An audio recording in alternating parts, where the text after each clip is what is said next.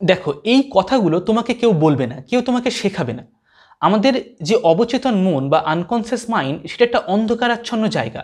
সেই অবচেতন মনের মধ্যে কি বিষয়বস্তু লুকিয়ে আছে, যদি আমরা সেটাকে আবিষ্কার করতে পারি, তাহলে আমরা আমাদের সম্পর্কে অনেক কিছু জানতে পারবো, যেটা জীবন সম্পর্কে আমাদেরকে জানতে সাহায্য করবে, এই জগৎটাকে বুঝতে সাহায্য করবে। এবার এই আনকনসিয়াস মনের মধ্যে কি বস্তু লুকিয়ে আছে, সেটা যে কিভাবে জানতে হবে, সেটা তোমাকে কেউ শেখাবে না। তোমার স্কুল, কলেজ, ইউনিভার্সিটি কেউ কথাই বলবে না। ঠিক আছে, আজকের ভিডিওতে আমি 7টা ডিফারেন্ট স্টেপের কথা বলবো, যে 7টা স্টেপের মাধ্যমে তুমি জানতে পারবে তোমার আনকনসিয়াস মাইন্ডের মধ্যে কি আছে। তবে আজকের ভিডিওতে আমরা আনকনসিয়াস মাইন্ডের ভিতরে কি আছে সেটা জানবো না, বরঞ্চ আনকনসিয়াস মাইন্ডেরও আরও নিচে কি আছে, যেটাকে বলা হয় কলেকটিভ আনকনসিয়াস, অর্থাৎ সিইউ, যেটার মানে হচ্ছে একটা সমষ্টিগত আনকনসিয়াস মাইন্ড, এমন একটা আনকনসিয়াস মাইন্ড যেটা আমরা সবাই ভাগ করে নিয়েছি, যেটা আমাদের সবার মধ্যে আছে। যেমন এই বাইরের যে জগতে, যে পৃথিবীটা, যার মধ্যে আমরা সবাই জেগে উঠেছি, আমরা একই পৃথিবীর অংশ, একই পৃথিবীর বুকেই আমরা সবাই চলে ফিরে বেড়াচ্ছি। ঠিক তেমনই আমাদের যে আনকনসিয়াস মাইন্ড, আমাদের যে ব্যক্তিগত আনকনসিয়াস, অর্থাৎ পার্সোনাল আনকনসিয়াস, তারও নিচে আরেকটা আনকনসিয়াস মাইন্ড আছে, যেটা আরও অনেক বেশি গভীর, আনকনসিয়াসেরও নিচে, যেটা হচ্ছে কি আমার আনকনসিয়াস বা তোমার আনকনসিয়াস মাইন্ড নয়, বরঞ্চ কলেকটিভ, সমষ্টিগত আনকনসিয়াস।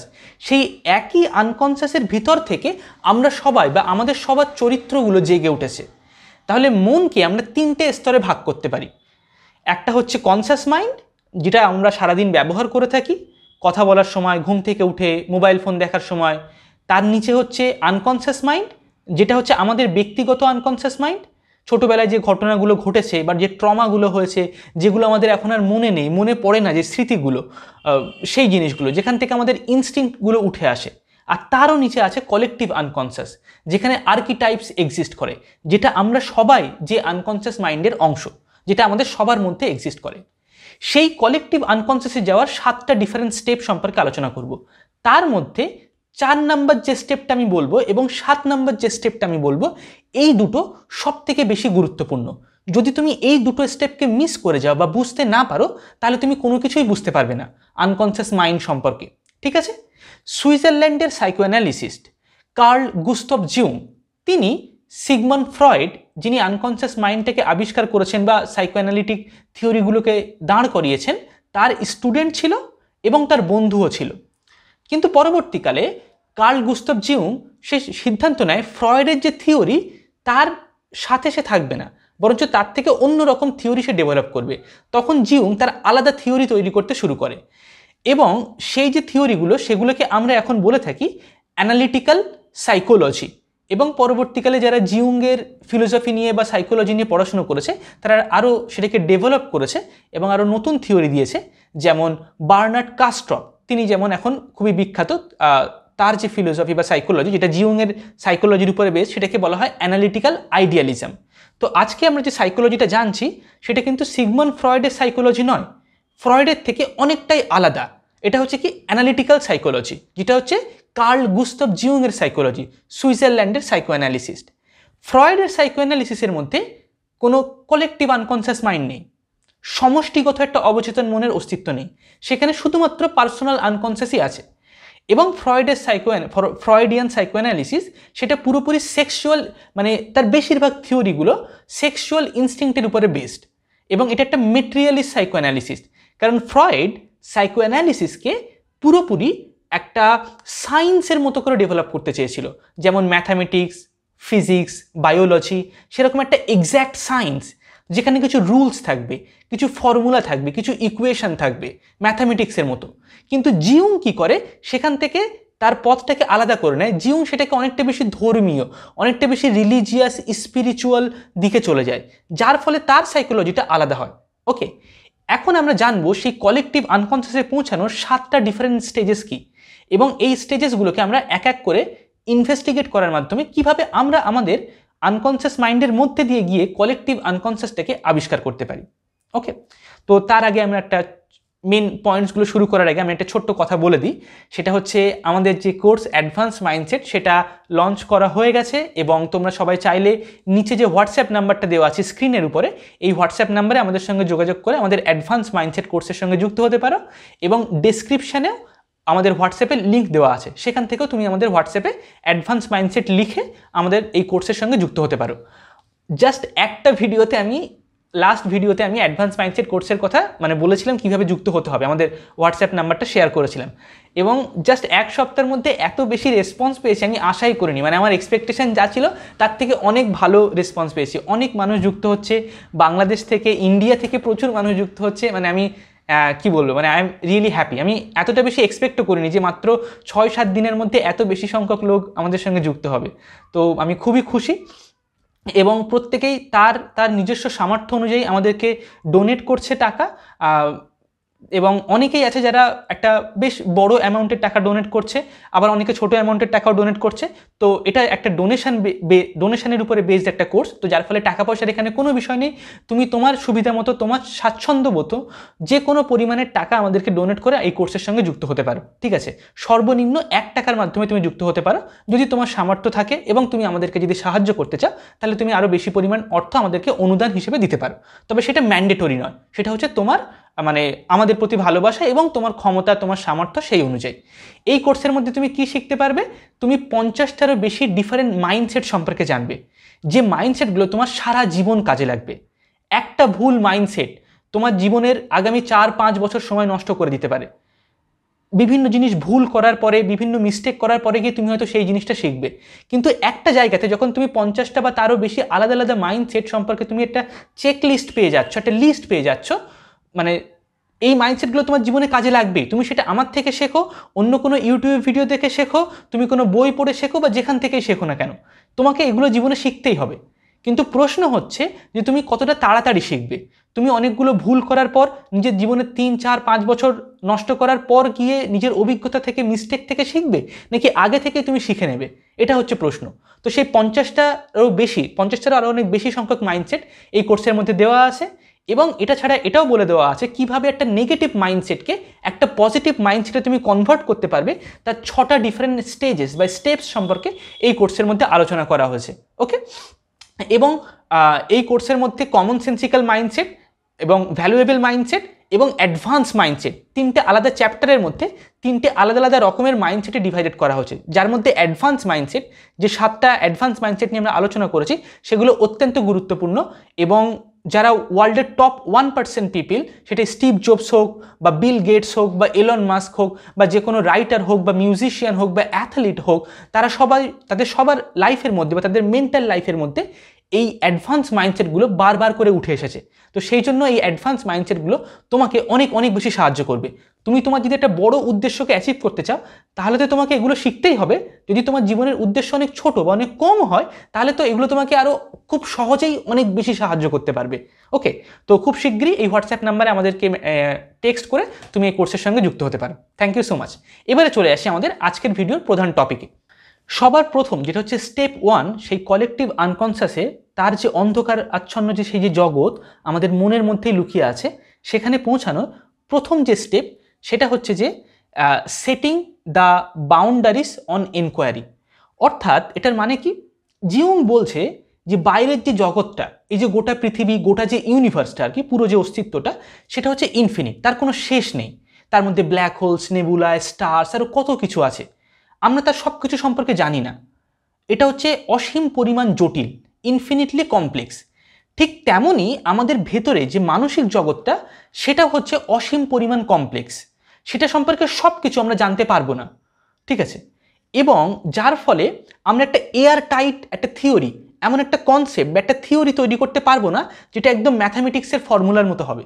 যেমন a+b² ফর্মুলা, একদম ফিক্সড একটা ফর্মুলা, জাস্ট আমরা বলে দিতে পারি এই পুরো জিনিসটা কি, ঠিক আছে? বা একটা বৃত্তের যে সংজ্ঞা, অথবা E=mc², m আর c² মাল্টিপ্লিকেশন করলে ই যে আসবেই সেটা একদম 100% তার গ্যারান্টি আছে। কিন্তু আমাদের সাইকোলজি সম্পর্কে যখন আমরা বোঝার চেষ্টা করব, সেটা সম্পর্কে আমরা এই ধরনের কোনো থিওরি তৈরি করতে পারবো না, কারণ আমাদের মনটা অনেক জটিল, অনেক বিস্তৃত এবং অনেক গভীর। ঠিক যেমন বাইরের জগৎটা, ঠিক তেমন আমাদের মানসিক জগৎটা। বাইরের জগৎ যেমন অসীম, আমাদের মানসিক জগৎও অসীম, যার ফলে একটা এয়ার টাইট থিওরি তৈরি করা পসিবল নয়। তো সবার প্রথমে আমাদেরকে বুঝতে হবে যে আমাদের মাইন্ডটাকে যখন আমরা বোঝার চেষ্টা করছি, তার সম্পূর্ণ রূপটা আমরা কোনোদিনই হয়তো পুরোপুরি বুঝতে পারবো না। যার ফলে আমরা কোন জিনিসটা খুঁজে পাওয়ার চেষ্টা করছি, আমরা যে ইনভেস্টিগেশনগুলো করব আমাদের মনকে বোঝার, সেটা সম্পর্কে কতগুলো বাউন্ডারিজ তৈরি করতে হবে, যে আমরা এই জিনিসগুলো সম্পর্কে বোঝার চেষ্টা করছি, বা এই জায়গাগুলো থেকে আমরা আমাদের মনকে বোঝাটা শুরু করব। এটাকে বলা হচ্ছে setting the boundaries on enquiry. অর্থাৎ আমরা যা কিছু অনুসন্ধান করব তার কতগুলো সীমানা নির্দেশ করে দেওয়া, যে বা কতগুলো জায়গাকে চিহ্নিত করা, এই জায়গাগুলো থেকে আমরা আমাদের অনুসন্ধানটা শুরু করব। এটা হচ্ছে স্টেপ 1। কেন করব? কারণ আমাদের মন অসীম কমপ্লেক্স, যেটাকে এয়ার টাইট ফর্মুলার মধ্যে বেঁধে রাখা সম্ভব নয়। ওকে, যখনই আমরা এই জিনিসটাকে মেনে নিলাম, এই প্রথম পদক্ষেপটাকে আমরা যখন গ্রহণ করে নিলাম, যেটা হচ্ছে প্রাথমিকভাবে আমাদের সেই কলেকটিভ আনকনসিয়াসের যে অস্তিত্ব আছে সেইখানে পৌঁছাতে আমাদের সাহায্য করবে। কারণ আমরা একটা ফিক্সড করে দিলাম না কোনো জিনিসকে, আমরা ওপেন রেখেছি যে আমাদের মন যেহেতু অসীম কমপ্লেক্স, এখানে যে কোনো কিছু হতে পারে, যে কোনো ধরনের জিনিস এর মধ্যে তার অস্তিত্ব থাকতে পারে। ঠিক আছে, আমরা জানি না এখনো পুরোপুরি, জাস্ট আমরা পুরো জিনিসটাকে খোলা রেখেছি, উন্মুক্ত রেখেছি, যাতে করে নিজের মনকে অনুসন্ধান করতে আমাদের জন্য সুবিধা হয়। কিন্তু সেই অনুসন্ধানটা শুরু করবো আমরা কতগুলো চিহ্নিত জায়গা থেকে। ওকে, আমাদের স্টেপ নাম্বার 2 হচ্ছে acquiring immediate experience of the consciousness. আমাদের যে 2 নম্বর যে স্টেপ, সেখানে জিউং বলছে যে আমাদের মনকে অনুসন্ধান করার জন্য আমাদের হাতে যা কিছু আছে সেটা হচ্ছে আমাদের ব্যক্তিগত অভিজ্ঞতা। জীবন সম্পর্কে আমাদের যে সেন্সেশনগুলো হয়, আমাদের যে স্মৃতিগুলো আছে, যে অনুভূতি হয়, ভালোবাসার অনুভূতি, ঘৃণার অনুভূতি, রাগের অনুভূতি, মোহ মায়া, বিভিন্ন রকমের যে অনুভূতি, যেটা হচ্ছে আমাদের সচেতন মন বা যে কনসাস মাইন্ড, তার যে মেটেরিয়ালস, তার যে বিষয়বস্তু, তার মধ্যে যা কিছু অনুভূতি উঠে আসে, যা কিছু কামনা, বাসনা, ইচ্ছা, চাহিদা, স্বপ্ন, এই সমস্ত কিছু হচ্ছে কি আমরা যেখান থেকে আমাদের অনুসন্ধানটাকে শুরু করতে পারি। এই অনুভূতির বাইরে আর অন্য কোনো কিছু নেই যেটাকে আমরা দাবি করতে পারি যে আছে বা নেই, বা হচ্ছে যেমন জিউং এখানে নিজেকে না একজন মেটাফিজিশিয়ান, যে ফিলোসফার, তার থেকে নিজেকে আলাদা করছে না। এই জায়গাটা কিন্তু খুব ইম্পর্টেন্ট এটা বোঝা, কারণ একজন মেটাফিজিশিয়ান কে না, যে এটা বোঝার চেষ্টা করে থিং ইন ইটসেলফ, অর্থাৎ কোনো একটা জিনিস, একটা বস্তু, তার ভিতরকার, তার অস্তিত্বের যে এসেন্সটা কি, এই জিনিসটার মধ্যেকার এর অন্তর্নিহিত সত্তা, পুরো অস্তিত্বে এর প্রয়োজনীয়তাটা কি, থিং ইন ইটসেলফ। যেমন সায়েন্টিস্টরা যেমন প্রশ্ন করে যে সব কিছু কী দিয়ে তৈরি, তখন সায়েন্টিস্টরা উত্তর দেয় না অ্যাটমস দিয়ে তৈরি। তারপর আরও যখন গভীরভাবে অনুসন্ধান করে তখন দেখে atomic particles, electron, protons, Newton. তারপর যখন আরও গভীরভাবে প্রশ্ন করে যে সব কিছু কী দিয়ে তৈরি, গাছপালা, আমি, আপনি, এই সমস্ত বই, ঘর বাড়ি, জিনিসপত্র, সেগুলো না হচ্ছে ওয়েভস দিয়ে তৈরি, আর হচ্ছে কোয়ার্টস দিয়ে তৈরি, আরও অনেক সাবঅ্যাটমিক পার্টিকেল দিয়ে। ঠিক তেমনই একজন ফিলোসফার বোঝার চেষ্টা করে সেই যে কোনো একটা জিনিস, তার থিং ইন ইটসেলফ, তার অস্তিত্বের অর্থটা কী, তার এসেন্সটা কি। জিউং বলছে কি, আমরা যখন আমাদের মনকে বোঝার চেষ্টা করব তখন আমরা এই ধরনের মেটাফিজিশিয়ানদের মতো প্রশ্ন জিজ্ঞাসা করব না, what is the psyche in itself, সেটা আমরা জানার চেষ্টা করব না। বরং আমাদের সচেতন মনে যা কিছু সত্যি সত্যি আমরা অভিজ্ঞতা করছি, সেই জায়গাগুলো থেকেই আমরা আমাদের অনুসন্ধানটা শুরু করব, আমাদের সচেতন মনের যে কন্টেন্ট বা যে মেটেরিয়ালসগুলো আছে সেগুলো থেকে। সেটা ছাড়া আর অন্য কোনো কিছুতেই আমরা মনোনিবেশ করব না, বা অন্য কোনো জায়গা থেকে অনুসন্ধান শুরু করব না। তাহলে এখানে দেখা যাচ্ছে যে জিউং আমাদের সবাইকে বলছে আমাদের অভিজ্ঞতার যে বাউন্ডারি, যা কিছু আমাদের অভিজ্ঞতা হয়েছে, অনুভূতি হয়েছে, তার মধ্যেই আমাদের অনুসন্ধানটা চালানোর কথা বলছে, যেটা হচ্ছে আমাদের দ্বিতীয় স্টেপ। কি অভিজ্ঞতা হচ্ছে, কেন হচ্ছে, কোথা থেকে সেটা শুরু হয়েছে, কোথায় গিয়ে সেটা থেমেছে, সেই অভিজ্ঞতার রূপটা কি, ইত্যাদি ইত্যাদি। এটা হচ্ছে আমাদের দ্বিতীয় স্টেপ। এবার এখান থেকে আমরা 3 নম্বর স্টেপে চলে যাব। 3 নম্বর স্টেপে জিউং কি বলছে, ডিফারেন্সিয়েটিং বিটুইন সাইকিক ফ্যাক্টস। অর্থাৎ আমাদের এই যে অভিজ্ঞতাগুলো হচ্ছে, সেই অভিজ্ঞতাগুলোকে বোঝার জন্য, সেটাকে জানার জন্য আমাদেরকে আমাদের মনের বিভিন্ন অংশকে একটার থেকে যে আরেকটা যে আলাদা, সেটাকে বুঝতে শুরু করতে হবে, ডিফারেন্সিয়েট করতে হবে, ডিফারেন্সিয়েটিং বিটুইন সাইকিক ফ্যাক্টস। কিন্তু জিউং একজন ক্লিনিক্যাল সাইকোঅ্যানালিসিস ছিল। তিনি কি করতো, তার সামনে পেশেন্টরা আসতো যারা অসুস্থ, মানসিক রোগ থাকতো, বা বিভিন্ন নার্ভাস ডিজিজ থাকতো, হার্টের প্রবলেম, ব্রেন স্ট্রোক হতো, ইত্যাদি ইত্যাদি। বিভিন্ন মানুষের বিভিন্ন রকমের প্রবলেমস থাকতো, বা অনেকে রাত্রেবেলা ঘুমের মধ্যে দুঃস্বপ্ন দেখতো, স্বপ্ন দেখে কাঁদতো, এরকম বিভিন্ন সমস্যা নিয়ে মানুষটা জিউংয়ের কাছে আসতো। জিউং তাদেরকে মানে তাদের মনে কি অভিজ্ঞতা হচ্ছে, কি অনুভূতি হচ্ছে সেটাকে অ্যানালিসিস করতো, সেটা লিখতো, সেগুলো নোটস বানাতো, তারপর তার কাছ থেকে ঘন্টার পর ঘন্টা শুনতো সে তার কি অভিজ্ঞতা হয়েছে, তার ছোটোবেলা থেকে পুরো জীবনীটা শুনতো, তার ঘুমের মধ্যে কি স্বপ্ন দেখেছে সেগুলো শুনতো। জিউং বলছে আমাদের 3 নাম্বার স্টেপে ডিফারেন্সিয়েটিং বিটুইন সাইকিক ফ্যাক্টস, যে সাধারণত আমরা সব কিছু আমাদের নিজেদের মনের মধ্যেই সব কিছু বুঝে নেওয়ার চেষ্টা করি। তো যেখানে যে অ্যানালিসিস্ট করছে মানে যে একজন ডক্টর আর যে হচ্ছে পেশেন্ট যাকে অ্যানালিসিস করা হচ্ছে, দুজনের মধ্যে কিছু কমন টার্মস থাকতে হবে, কিছু স্কিমেটা থাকতে হবে, এমন কিছু শব্দ থাকতে হবে যেটার মানে দুজনের কাছেই একই, যেন একজনের কাছে মানেটা একরকম অন্যজনের কাছে আরেক রকম, এরকম যেন না হয়ে যায়। সেটা হচ্ছে কি মানসিক স্তরে যে সচেতন মনের মধ্যে যে অভিজ্ঞতা বা অনুভূতিগুলো উঠে আসছে সেগুলোকে সাজানোর জন্য, একটার থেকে আরেকটাকে আলাদা করার জন্য এমন কিছু স্কিমেটা বা এমন কিছু শব্দ একটার থেকে একটাকে ডিফারেন্সিয়েট করার জন্য দরকার, যেটা যে পেশেন্ট সেও বুঝতে পারবে এই কথাটার মানে কি, সে কোন অভিজ্ঞতার থেকে কোন অভিজ্ঞতাকে আমার ডক্টর আলাদা করতে বলছে, আর যে ডক্টর সেও বুঝতে পারবে যে কোন অভিজ্ঞতার থেকে কোন অভিজ্ঞতাকে তার পেশেন্ট আলাদা আলাদাভাবে মানে প্রকাশ করছে, যাতে করে দুজনের মধ্যে যেন কোনো রকম কনফিউশন বা কোনো একটা ভুল বোঝাবুঝি তৈরি না হয়। এটাকেই বলা হচ্ছে কি দ্য প্রাইমা বা স্কিমেটা, কতগুলো অ্যাক্সিয়াম সেট করা, ঠিক আছে, ডিফারেন্সিয়েট করা, একটার থেকে একটাকে আলাদা করা, যেটা হচ্ছে 3rd স্টেপ। এবার আমরা 4th স্টেপে চলে যাব সেই অবচেতন বা কালেকটিভ আনকনসিয়াস মাইন্ডকে বোঝার জন্য। 4th স্টেপে গিয়ে আমরা জানবো 7 ডিফারেন্ট স্টেট অফ কনসিয়াসনেস সম্পর্কে। সেই 4th স্টেজটা হচ্ছে কি যে ক্যাটাগরিজ অফ কনসিয়াসনেস। আমাদের মনে যে চেতনাটা সেটা হচ্ছে সেই যে সচেতন মনটা, কনসিয়াস মাইন্ডটা, এখনও কিন্তু আমরা কনসিয়াস মাইন্ডের মধ্যেই আছি, এখন আমরা আনকনসিয়াস মাইন্ড বা হচ্ছে কালেকটিভ আনকনসিয়াস মাইন্ডে যাইনি। যে 4th স্টেজ সেখানে আমরা জানতে পারছি কি সেই কনসিয়াস মাইন্ডের 7টা আলাদা আলাদা রূপ হয়, 7 ডিফারেন্ট স্টেট বা ক্যাটাগরিজ হয়। সেই 7টা আলাদা আলাদা রূপ কি, চেতনার সেই রূপগুলো কি কি? একটা হচ্ছে কি যেটাকে আমরা বলছি সেন্স পারসেপশন। এই 7টা রূপ কিন্তু তোমরা খাতায় নোটস নিয়ে নেবে, এটা কিন্তু খুব গুরুত্বপূর্ণ বোঝাটা, ঠিক আছে, মারাত্মক পরিমাণে গুরুত্বপূর্ণ। যদি তুমি শুধুমাত্র এই একটা জিনিস বুঝতে পারো তাহলে তোমার কাছে তোমার মন কিভাবে কাজ করে সেটা স্পষ্ট হয়ে যাবে, তুমি তোমার মনকে বিভিন্ন রকমভাবে ব্যবহার করতে পারবে তোমার জীবনে। প্রথম যে চেতনার যে রূপটা সেটা হচ্ছে সেন্স পারসেপশন। আমরা চোখে একটা কিছু দেখতে পাচ্ছি, কানে কিছু শুনতে পাচ্ছি, কোনো জিনিসকে হাতে স্পর্শ করছি, তার অনুভূতি হচ্ছে, ঠান্ডা লাগছে গরম লাগছে তার অনুভূতি হচ্ছে, এগুলোকে বলা হচ্ছে সেন্স পারসেপশন। দ্বিতীয় যেটাকে বলা হচ্ছে কি থিঙ্কিং, চিন্তা করা, চিন্তা করে কোনো একটা কিছু ভাবা, আমাদের মনের মধ্যে সবসময় কথা চলতে থাকে, নিজের সঙ্গে নিজে কথা বলতে থাকি, ওটা হচ্ছে কি চিন্তা করা 2 নম্বর। 3 নম্বর চেতনার রূপটা কি, সেটা হচ্ছে কি ফিলিংস বা অনুভূতি হওয়া। আমাদের একটা হচ্ছে সেন্স পারসেপশন, সেটা হচ্ছে বাইরের জগতে, মানে চোখে যেটা দেখছি, কানে যেটা শুনছি বা স্পর্শ করলে যে অনুভূতিটা হচ্ছে সেটা।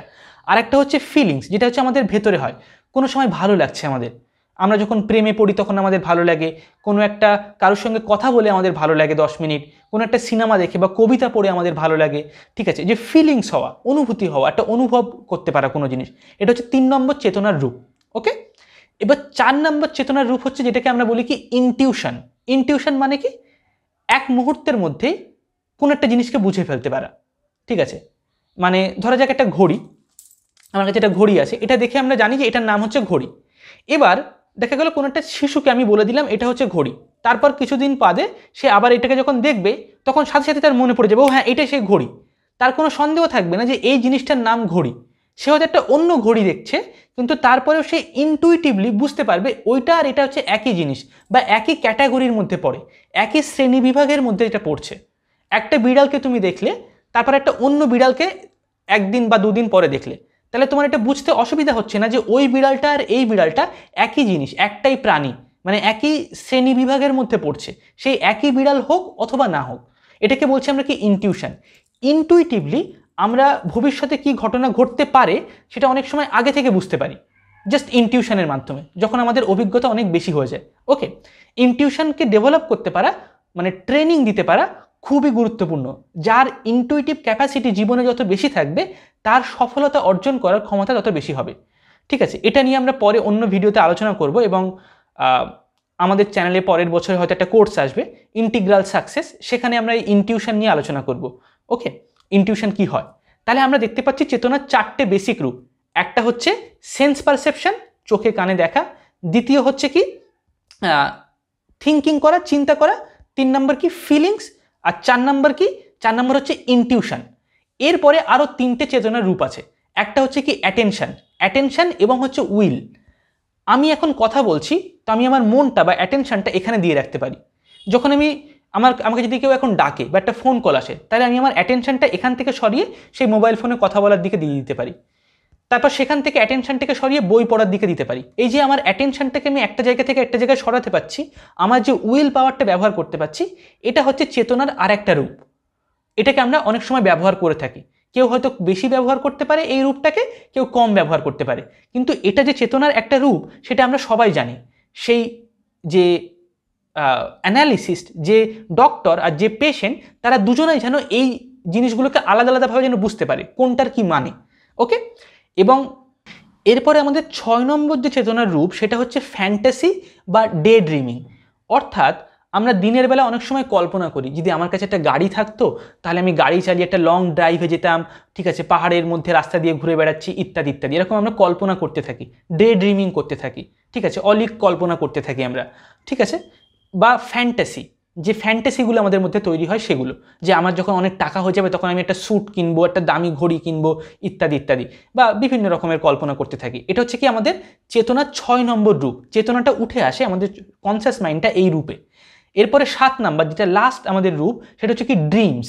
যখন আমরা ঘুমের মধ্যে স্বপ্ন দেখি, সেই স্বপ্নের পুরো অংশটা আমাদের মনে থাকে না, কিন্তু ঘুম থেকে ওঠার পর কখনো কখনো সেই স্বপ্নের কিছু কিছু খণ্ড খণ্ড বা টুকরো টুকরো অংশ, ভাষা ভাষা ছবি আমরা মনে করতে পারি। সেটা হচ্ছে চেতনার আরেকটা রূপ।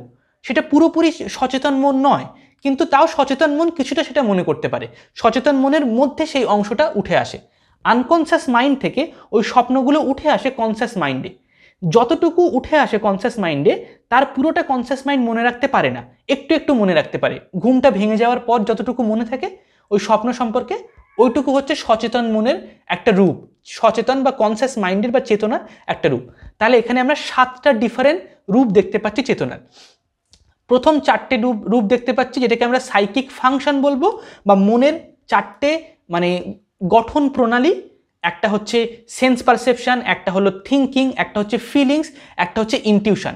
আর এই 4টের পরে যে 3টে আমরা সম্পর্কে আলোচনা করেছি, যেগুলোকে আমরা বলবো ভলিউশন অথবা ইনস্টিং, যেটা অটোমেটিক্যালি হয়, ঠিক আছে। একটা হচ্ছে উইল পাওয়ার বা অ্যাটেনশন, যেটাকে আমরা বলছি। আর একটা হচ্ছে আমাদের কি, যেটাকে আমরা ডে ড্রিমিং বা ফ্যান্টাসি বলছি। এবং থার্ড যেটাকে আমরা বলছি কি ড্রিমস বা স্বপ্ন, যেটা আমাদের চাহিদা বা আমাদের ইচ্ছা ছাড়াই যেটা হচ্ছে ঘটতে পারে, ঠিক আছে। উইল পাওয়ার মানে কিন্তু এখানে আমরা সাধারণত যে উইল পাওয়ারের কথা বলে থাকি সেটার কথা বলা হচ্ছে না। আমাদের অ্যাটেনশনটা এমনি এমনি একটা জায়গা থেকে একটা জায়গায় সরে যায়। যদি এখানে হঠাৎ করে একটা মাইক বাজতে শুরু করে, আমার অ্যাটেনশনটা সেখানে চলে যাবে, আমার চাহিদা বা নিয়ন্ত্রণ ছাড়াই। ওটা ওই সেন্সে বলা হচ্ছে এখানে উইল পাওয়ার। মনটাকে আমি এদিক ওদিক নড়াতে পারি সচেতনভাবে, যেমন আমি আমার হাতটাকে নাড়াতে পারছি। সেটাকে আমরা সবসময় কনসিয়াসলি করতে পারি না, কিন্তু অনেক সময় অটোমেটিক্যালি হয়ে যায়। বেশিরভাগ সময় সেটা অটোমেটিক্যালি হয়ে যায়। সারাদিনে আমরা যখন রাস্তাঘাটে চলতে থাকি, তখন যেটা একটা গাড়ির হর্ন দিল, আমাদের মনটা সেখানে চলে যায়, ঠিক আছে।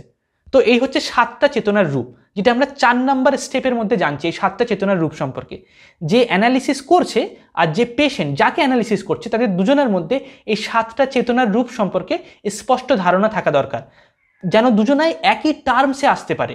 যেন যে ডক্টর, সে যেন অন্য কাউকে বোঝাতে পারে যে তোমার মনের আলাদা আলাদা চেতনার রূপ আছে, এবং তোমার মনে কখন কোন রূপটা কিভাবে উঠে আসে, কখন ইনস্টিংক্ট উঠে আসে, কখন অ্যাটেনশন, কখন ডে ড্রিমিং হয়, তার রূপটা কেমন, কখন তোমার মনের মধ্যে ইনটিউশন ঘটে, তার রূপটা কেমন, কিভাবে হয়েছিল আগে, বা যখন তোমার মধ্যে ফিলিংস আসে তখন কীরকম ফিলিংস বেশি হয়, রাগ, ঘৃণা, অহংকার, এরকম।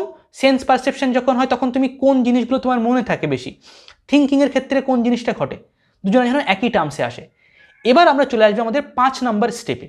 আমাদের সেই কলেকটিভ আনকনসিয়াস, সেই যে সামগ্রিক অবচেতন মন, সেই অন্ধকারের মধ্যে যাওয়ার জন্য এই 7টা চেতনার রূপকে জানাটা অত্যন্ত প্রয়োজনীয়, যাতে করে আমরা সেই কনসিয়াস মাইন্ড থেকে ধীরে ধীরে আমরা আনকনসিয়াস মাইন্ড এবং তারপর কলেকটিভ আনকনসিয়াসে যেন পৌঁছাতে পারি। তো এই 7টা চেতনার রূপের পরে আমরা 5 নম্বর যে স্টেপ চলে আসবো, সেখানে আমরা জানবো কি existence of the unconscious processes. অর্থাৎ আমাদের কনসিয়াস মনের নিচে একটা আনকনসিয়াস মন বা তার একটা অস্তিত্ব আছে, সেখানে কিছু ঘটনা অটোমেটিক্যালি অনবরত ঘটে চলেছে। জিউং এটা বলছে যে যেমন আমাদের মানে সেন্সেসগুলো, আমাদের ইন্দ্রিয়গুলো সীমাবদ্ধ। আমি এখানে বসে দেখতে পারবো না যে 10 কিলোমিটার দূরে কি ঘটনা ঘটছে। আমার চোখের যে ক্ষমতাটা দেখার, সেটা হচ্ছে সীমাবদ্ধ, একটা পরিধির মধ্যে আছে। কানে আমি এখান থেকে শুনতে পারবো না যে আমেরিকাতে মানুষ বসে কি কথা বলছে বা গল্প করছে অফিসে বসে, ঠিক আছে, তার একটা সীমানা আছে। তো আমাদের সেন্স দিয়ে যেমন আমরা বাইরের জগতের সব কিছুকে জানতে পারি না, বুঝতে পারি না, তার একটা ছোট্ট একটা অংশকে বুঝতে পারি, ঠিক তেমনই আমাদের যে কনসাস মাইন্ড, সেটা দিয়ে আমাদের পুরো সাইকি বা পুরো যে মানসিক যে অস্তিত্বটা, মনস্তাত্ত্বিক যে বাস্তবতা, তার পুরো জিনিসটাকে আমরা বুঝতে পারি না, তার একটা ছোট্ট অংশকে বুঝতে পারি। আর যে অংশটাকে আমরা বুঝতে পারি সেটাই হচ্ছে কি কনসাস মাইন্ড। এবং তার মানে এই নয় যে সেই কনসাস মাইন্ডের বাইরে আর কোনো জিনিস নেই, বরঞ্চ তার বাইরে আরও অন্যান্য জিনিস আছে। যেমন যা কিছু আমি চোখে দেখছি বা কানে শুনছি, তার বাইরেও বাস্তবে আরও অনেক জিনিস ঘটছে, আরও অনেক জিনিসের অস্তিত্ব আছে। ঠিক তেমনই আমার সচেতন মনে যা কিছু আমি জানতে পারছি, যে আমি এটা চিন্তা করছি, আমার এটা অনুভূতি হচ্ছে, আমার এটা মনে পড়ছে এই ঘটনাটা, সেই জিনিসগুলো, সেই যে প্রসেসগুলো চলছে কনসাস মাইন্ডে, সেই প্রসেসের বা সেই প্যাটার্নগুলোর বাইরেও অন্য কোনো প্যাটার্ন এক্সিস্ট করে।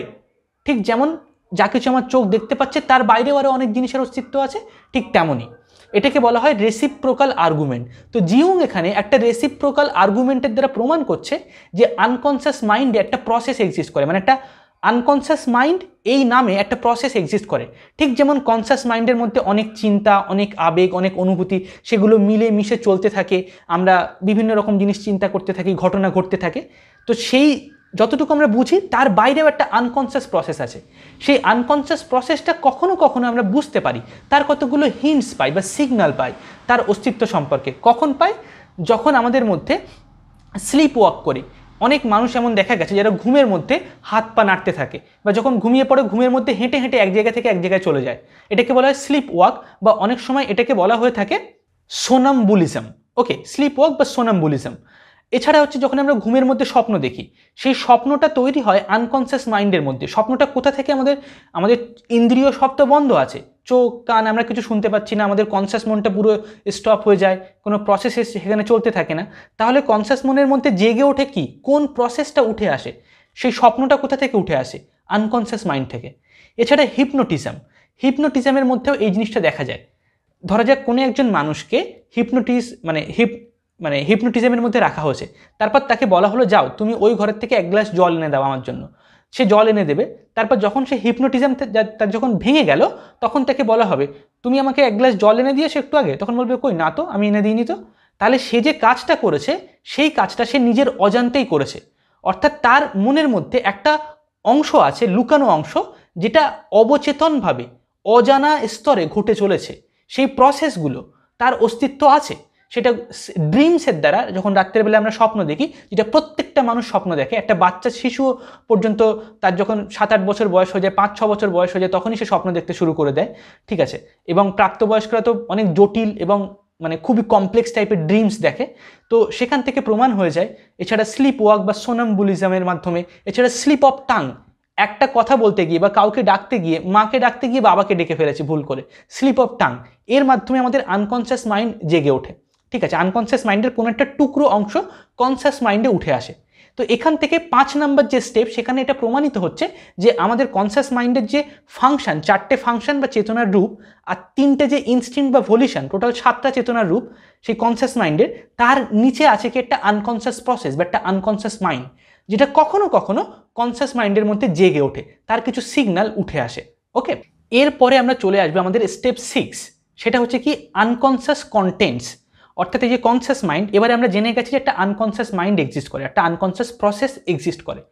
এবার সেই আনকনসিয়াস মাইন্ডের মধ্যে কি বিষয়বস্তু লুকিয়ে আছে, সেখানে কি ধরনের মেটেরিয়ালস বা জিনিসপত্র বা প্রসেস ঘটে চলে, সেটা আমরা জানবো এবারে এই 5 নম্বর স্টেপে। জিউং বলছে যে কনসিয়াস মাইন্ডে যা কিছু ঘটছে, সে সমস্ত কিছু আনকনসিয়াস মাইন্ডে ঘটতে পারে বা আনকনসিয়াস প্রসেসের দ্বারা ঘটতে পারে।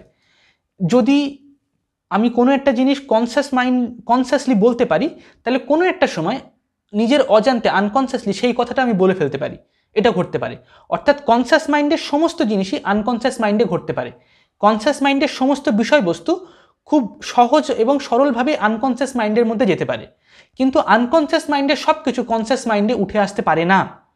ওকে, কনসিয়াস মাইন্ডের সব কিছু আনকনসিয়াসে যেতে পারে, কিন্তু আনকনসিয়াসে সব কিছু কনসিয়াস মাইন্ডে উঠে আসতে পারে না। এবং কনসিয়াস মাইন্ডে কি কোন কোন বিষয়বস্তুর অস্তিত্ব আছে, সেই সব কিছু যা কিছু কনসিয়াস মাইন্ডে আছে সেইগুলো।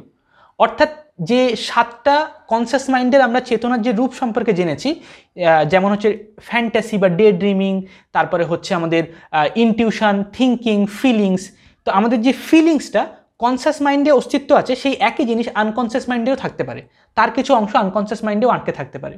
যা কিছু আমরা চিন্তা করছি কনসিয়াস মাইন্ডে, সেই সব কিছু সেই ধরনের চিন্তা বা সেই একই চিন্তা আমাদের আনকনসিয়াস মাইন্ডেও থাকতে পারে। ওকে, অর্থাৎ সেই 7টা যে ক্যাটাগরিজ কনসিয়াস মাইন্ডের মধ্যে ঘটে থাকে, চেতনার যে বা কনসিয়াস মাইন্ডের 7টা যে চেতনার রূপ, সেই সব কিছু আনকনসিয়াস মাইন্ডের মধ্যেও ঘটতে পারে। আনকনসিয়াসলি আমরা কোনো জিনিস ফিল করতে পারি, আনকনসিয়াসলি কোনো একটা ইনটিউশন আমাদের মধ্যে তৈরি হতে পারে, আনকনসিয়াসলি আমরা কোনো জিনিস থিঙ্কিং করতে পারি, আনকনসিয়াসলি কোনো জিনিস আমরা পারসিভ করতে পারি, আনকনসিয়াসলি আমরা ডে ড্রিমিং করতে পারি, ফ্যাসিনেট করতে পারি, ঠিক আছে, এবং আনকনসিয়াসলি আমরা আমাদের অ্যাটেনশনটাকে একটা জায়গা থেকে অন্য জায়গায় চলে যেতে পারি, ঠিক আছে। এটা হচ্ছে কি আনকনসিয়াস মাইন্ডের মধ্যে এই সব কিছু ঘটতে পারে। যেখান থেকে জিউং এটা প্রমাণ করার চেষ্টা করছে যে এই আনকনসিয়াস মাইন্ডের মধ্যে শুধুমাত্র একটা প্রসেস বা একটা মেশিনের মতো যেটা ঘটে চলেছে, শুধুমাত্র তাই আছে এমনটা নয়, বরঞ্চ এমন কিছু বিষয়বস্তু আছে, এমন কিছু চিন্তা বা অনুভূতি বা ঘটনা এখানে আছে যেটা কনসিয়াস মাইন্ডের থেকে আলাদা। আনকনসিয়াস একটা নিজস্ব প্রসেস, আর কনসিয়াস মাইন্ড একটা আলাদা একটা প্রসেস, মানে দুটো আলাদা মেশিনের মতো। তো কনসিয়াস মাইন্ডে যে বিষয়বস্তুগুলো আছে সেই মেশিনের মধ্যে কাজ করছে অনবরত, সেই বিষয়বস্তু ছাড়া অন্য বিষয়বস্তুও আনকনসিয়াস মাইন্ডের মধ্যে থাকতে পারে। ওকে, যেটা আমাদের কনসিয়াস মাইন্ডকে প্রভাবিত করতে পারে। সেই জন্য অনেক সময় আমরা কোনো একটা সিদ্ধান্ত নিতে চাইলেও আমাদের মনের ভেতর থেকে একটা বাধা সৃষ্টি হয় যে না, এটা নিতে হবে না। মনের আনকনসিয়াস মাইন্ড আমাদের সিদ্ধান্তকে ম্যানুপুলেট করে। আমরা অনেক সময়, আমাকে অনেকে ইউটিউবে বলে যে দাদা একটা ভিডিও বানাও ম্যানুপুলেশন সাইকোলজির উপরে, ডার্ক সাইকোলজির উপরে একটা ভিডিও বানাও দাদা, ম্যানুপুলেটিভ টেকনিকের উপরে ভিডিও বানাও। আরে সব থেকে বড় ম্যানুপুলেশন তোমার আনকনসিয়াস মাইন্ডই করে বেড়াচ্ছে। তুমি তোমার নিজের মনটাকে বোঝার চেষ্টা করো। একজন বুদ্ধিমান মানুষ সে অন্যকে ম্যানুপুলেট করার চেষ্টা করে না, সে হচ্ছে নিজের মধ্যে নিজের আনকনসিয়াস মাইন্ড তার কনসিয়াস মাইন্ডকে যে ম্যানুপুলেশন করে চলেছে সেইটাকে সে বোঝার চেষ্টা করে। সে হচ্ছে প্রকৃত বুদ্ধিমান মানুষ। একজন মূর্খ মানুষ সে হচ্ছে অন্যকে ম্যানুপুলেট করার চেষ্টা করে, কারণ তার নিজের মনটাকে সে এখনো বুঝতে পারেনি, তার মন কিভাবে কাজ করে সে এখনো সেটাই জানে না। সেই জন্য ওই সমস্ত ডার্ক সাইকোলজি, সমস্ত আলতু ফালতু জিনিস যেগুলো অ্যাকচুয়ালি বাস্তবে খুব একটা মানে পাওয়ারফুল হয় না, এগুলো ট্রিকি বিষয় আর কি। তো সেই জিনিসের দিকে তার মন বা ইন্টারেস্ট ডেভেলপ করে ফেলেছে ভুলবশত। তো যাই হোক, এখান থেকে আমরা বুঝতে পারছি কি আনকনসিয়াস মনের মধ্যে এমন অনেক তথ্য, এমন অনেক বিষয়বস্তু আছে যেটা আমাদের কনসিয়াস মনকে নিয়ন্ত্রণ করে, যার ফলে অনেক সময় কি হয়, জীবনে আমরা ঘুরে ফিরে যেন একই জায়গায় আবার পৌঁছে গেছি। একটা চাকরি করছি যেটা আমার করতে ভালো লাগছে না, 3 বছর করলাম, করার পর চাকরিটা ছেড়ে দিয়ে ভাবলাম যে আমি একটা অন্য চাকরি করলে আমার খুব ভালো হবে, কিন্তু আবার 3 বছর পরে সেই একই জায়গা বা একই পরিস্থিতিতে পৌঁছে গেছি, আবার 3 বছর পরে একই পরিস্থিতিতে পৌঁছে গেছি। জীবনটা ঘুরে ফিরে যেন একই রকম জায়গায় চলে আসছে বারবার। আজকে কোনো একটা বিষয় নিয়ে আমার সঙ্গে আমার বন্ধু বা ওয়াইফের বা আমাদের ফ্যামিলির মধ্যে ঝগড়া হলো, তারপর সব কিছু মিটিয়ে নিলাম, সব কিছু খুব ভালো চলছে, আবার 1 মাস পরে গিয়ে আবার সেই একই রকমের ঘটনার উত্থান হলো, আবার 1 মাস পরে গিয়ে একই রকমের ঘটনার উত্থান হলো। কেন হচ্ছে এরকম? কারণ আনকনসিয়াস মন আমাদেরকে নিয়ন্ত্রণ করছে, আমাদের কনসিয়াস মনের চিন্তা ভাবনা, অনুভূতি, থিঙ্কিং, ফিলিংস সেগুলোকে, আর আমরা সেটা বুঝতে পারছি না। আমরা আমাদের আনকনসিয়াস মনকে কখনো বোঝার চেষ্টা করিনি। তো সবার প্রথমে এটা বোঝা, স্টেপ 6-এ গিয়ে, যে আনকনসিয়াস মন আমাদের সেখানে এমন কিছু তথ্য বা বিষয়বস্তু আছে যেটা কনসিয়াস মাইন্ডে কখনো উঠে আসে না, এবং সেটা আমাদের কনসিয়াস মাইন্ডের চিন্তা ভাবনাকে সেখান থেকে নিয়ন্ত্রণ করতে পারে। পুতুল নাচের মতো, যেমন পুতুল নাচের খেলা হয় না, সেরকম সুতো দিয়ে নিয়ন্ত্রণ করতে পারে। ওকে, এবারে আমরা চলে আসবো আমাদের লাস্ট স্টেপ, যেটা সব থেকে ইন্টারেস্টিং এবং সব থেকে গুরুত্বপূর্ণ। ঠিক যেমন আনকনসিয়াস মাইন্ড থেকে কনসিয়াস মাইন্ডের মধ্যে আমরা স্বপ্ন বা ড্রিমস উঠে আসে, আমাদের স্বপ্নকে দেখে কনসিয়াস মাইন্ড, কিন্তু সেটা উঠে আসে কোথা থেকে? আনকনসিয়াস মাইন্ড থেকে। আনকনসিয়াস মাইন্ড স্বপ্নটাকে তৈরি করে, স্বপ্নটাকে ডেভেলপ করে, সেখান থেকে কিছু কিছু তার অংশ কনসিয়াস মাইন্ডে সেটা উঠে আসে। তারপর যখন আমাদের ঘুম ভেঙে যায় তখন আমাদের কিছু কিছু জিনিস মনে থাকে, যে স্বপ্নের মধ্যে আমি এটা দেখেছি, ওটা দেখেছি। ওই যে মনে থাকার অংশটা, যে রেমিনিসেন্টগুলো বা যে ডেরিভেটিভসগুলো, যে টুকরো টুকরো খণ্ড খণ্ড অংশ, পুরো স্বপ্নটা তো আমাদের মনে থাকে না, সব কিছু সুস্পষ্টভাবে আমাদের মনে থাকে না, তার ছোট ছোট অংশ, টুকরো টুকরো জিনিস মনে থাকে, সেইটুকু হচ্ছে কনসিয়াস মাইন্ড। তাহলে আনকনসিয়াস মাইন্ডের একটা নিজস্ব কনসিয়াসনেস আছে, বোঝা গেল? কারণ সেই জন্য সেই আনকনসিয়াস মাইন্ডের কিছু কিছু জিনিস কনসিয়াস মাইন্ডে উঠে আসতে পারছে এবং বাকি জিনিসগুলো উঠে আসতে পারছে না, এমনকি স্বপ্নের মধ্যে দিয়েও। তাহলে আনকনসিয়াস একটা কনসিয়াস মাইন্ড, একটা আনকনসিয়াস মাইন্ড। সেই আনকনসিয়াস মাইন্ডেরও নিজস্ব একটা কনসিয়াসনেস তার মধ্যে এক্সিস্ট করে। তার কিছু কিছু যে মেটেরিয়ালস বা বিষয়বস্তু সেটা কনসিয়াস মাইন্ডে যেতে পারে কিছু বিশেষ পরিস্থিতিতে, যেমন ঘুমের মধ্যে যখন আমরা স্বপ্ন দেখি তখন। সেটাকে অ্যানালিসিস করার মাধ্যমে আনকনসিয়াস মাইন্ডের অন্যান্য যে বিষয়বস্তু সেগুলো সম্পর্কে আমরা অনুসন্ধান করতে পারি বা সেগুলোকে আমরা জানতে পারবো, কারণ তার সঙ্গে অন্য যে বিষয়বস্তু সেগুলো জুড়ে আছে, কারণ তারা একই প্রসেসের অংশ। এরপরে কি আমরা জানতে পারছি কলেকটিভ আনকনসিয়াস সম্পর্কে, যেটা সব থেকে ইন্টারেস্টিং পার্ট এই ভিডিওর। যেমন আমাদের কনসিয়াস মাইন্ড স্বপ্ন দেখে, ঠিক তেমন আমাদের আনকনসিয়াস মাইন্ডও কি কোনো একটা স্বপ্ন দেখতে পারে, এমন একটা স্বপ্ন যেটা আনকনসিয়াস মাইন্ড দেখছে। সেই স্বপ্নটা কনসিয়াস মাইন্ড যে স্বপ্নটা দেখে সেটা আনকনসিয়াস থেকে উঠে আসে কনসিয়াস মাইন্ডে। আর আনকনসিয়াস মাইন্ড যদি কোনো একটা স্বপ্ন দেখে, তার যদি নিজস্ব কোনো ড্রিমস থাকে, তাহলে সেটা কোথা থেকে উঠে আসছে? আরও একটা আনকনসিয়াস মাইন্ডের থেকে একটা ডিপার লেভেল থেকে। সেই যে ডিপার লেভেল সেটাকে আমরা বলছি কি কলেকটিভ আনকনসিয়াস বা সিইউ ইন শর্ট। সেই যে কলেকটিভ আনকনসিয়াস সেটা সম্পর্কে যদি আমাদের জানতে হয়, তাহলে আমাদের আনকনসিয়াস মাইন্ডের যে স্বপ্ন বা ড্রিমস সেটাকে জানতে হবে। আর আনকনসিয়াস মাইন্ডের স্বপ্ন বা ড্রিমস কোনগুলো? যেগুলোকে আমরা সাধারণত বলে থাকি কি মিথোলজিস বা ফেরিটেল স্টোরিজ, পুরাণের কথা, পুরাণের গল্প। আমরা এমন অনেক গল্প পড়ি না, যে হচ্ছে যেমন মুসলিম বা ইসলাম ধর্মে আছে যে প্রফেট মোহাম্মদ একবার তরোয়াল দিয়ে চাঁদ কেটে 2 টুকরো করে দিয়েছে, ঠিক আছে, এবং দুটো পাহাড়ের 2 পাড়ে গিয়ে এমন সেই চাঁদ দুটো পড়েছে। বা হিন্দু ধর্মেও এরকম অনেক রূপকের বা হচ্ছে এরকম মিথোলজিক্যাল স্টোরিজ আছে। তারপর হচ্ছে খ্রিশ্চানিটির মধ্যে হচ্ছে জুইশ রিলিজিয়াসে যেমন একটা স্টোরিজ আছে, যে হচ্ছে মোসেস সে যখন নদীর সামনে আসে তখন নদীটাকে এই মানে 2 ভাগে জলটাকে ভাগ করে দেয় এবং সেখানে একটা রাস্তা তৈরি হয়েছে। সেই রাস্তার মধ্যে দিয়ে সে সমস্ত যত দরিদ্র মানুষ ছিল, যত হচ্ছে লেবার ক্লাস পিপল ছিল, তাদেরকে নিয়ে সে নদী বা সমুদ্রের ওই পারে চলে যায় এবং যারা যোদ্ধারা, যারা হচ্ছে রাজার লোক, তাদেরকে পিছনে তাড়া করছিল, তারা সেই জলের মধ্যে ভেসে যায়। এটা একটা মিথোলজিক্যাল স্টোরিজ। তারপর হচ্ছে শ্রীকৃষ্ণের অনেক মিথোলজিক্যাল স্টোরিজ আছে, রামচন্দ্রের অনেক স্টোরিজ আছে। সেই যে মিথোলজিক্যাল স্টোরিজ সেগুলো কোথা থেকে আসছে? মানে কার্ল গুস্তাভ জিউং বলছে এই মিথোলজিক্যাল স্টোরিজগুলো আমরা সবাই শেয়ার করি, আমাদের একজনের স্বপ্ন নয় এটা। যেমন আমাদের পার্সোনাল আনকনসিয়াস মাইন্ড দেখে সেরকম নয়, বরঞ্চ অনেক মানুষের এটা স্বপ্ন, একটা কলেকটিভ ড্রিমের মতো। সেই ড্রিমটা কোথায় এক্সিস্ট করে? আমাদের আনকনসিয়াস মাইন্ডে। কিন্তু সেটা উঠে এসেছে কোথা থেকে? সেটা সৃষ্টি কোথায় হয়েছে? সেই আনকনসিয়াস মাইন্ডেরও আরও একটা গভীর স্তরে, তারও একটা নিচের স্তরে, যেটাকে আমরা বলছি কি কলেকটিভ আনকনসিয়াস। তো এই মিথোলজিক্যাল স্টোরিজ বা ফেরিটেল স্টোরিজ সেগুলোকে অ্যানালিসিস করার মাধ্যমে, সেগুলোকে বোঝার মাধ্যমে আমরা আমাদের যে শেয়ার্ড আনকনসিয়াস, যে কলেকটিভ আনকনসিয়াস, যেমন আমরা সবাই একই পৃথিবীতে বসবাস করে আছি, একই ডাইমেনশনের মধ্যে আছি, তেমন আমরা সবাই একটা একই অবচেতন মনের অংশের মধ্যে থেকে উঠে এসেছি। সেই যে একই অবচেতন মন, সেটাই হচ্ছে কলেকটিভ আনকনসিয়াস। আর যেটা ব্যক্তিগত অবচেতন মন সেটা হচ্ছে একটা নর্মাল আনকনসিয়াস।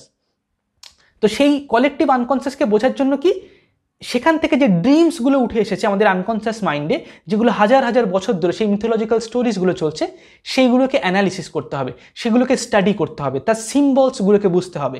তারপর সেটাকে ব্যাক ট্রেসিং করার মাধ্যমে আমরা কলেকটিভ আনকনসিয়াসে, এবং সেই কলেকটিভ আনকনসিয়াসের মধ্যে আমরা কী খুঁজে পাবো? আর্কিটাইপস খুঁজে পাবো। সেই আর্কিটাইপসগুলোকে ইনভেস্টিগেট করে আমরা আমাদের কলেকটিভ আনকনসিয়াসের সব থেকে অন্ধকারাচ্ছন্ন অংশ আমাদের মনের, যেটা সম্পর্কে আমাদের কোনো ক্লু নেই, কিচ্ছু জানি না, যেমন ব্ল্যাক হোল সম্পর্কে আমরা কিচ্ছু জানি না, ইভেন্ট হরাইজনের ওপারে কি আছে কেউ জানে না, ঠিক তেমন কলেকটিভ আনকনসিয়াসে কি আছে আমরা কেউ জানি না। সেটাকে ইনভেস্টিগেট করার চেষ্টা করেছে একমাত্র কার্ল গুস্তাভ জিউং।